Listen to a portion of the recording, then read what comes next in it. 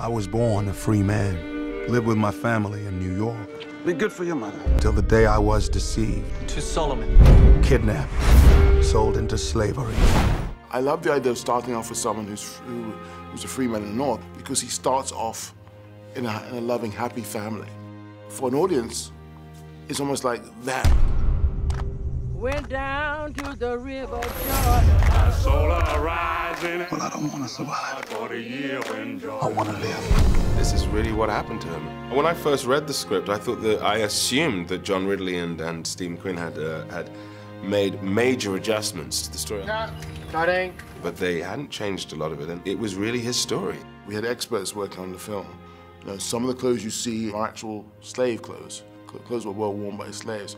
We had to get it right. I will survive. I will not fall into despair. I will keep myself hardy till freedom is opportune. Love survives. That's the main thrust of the story.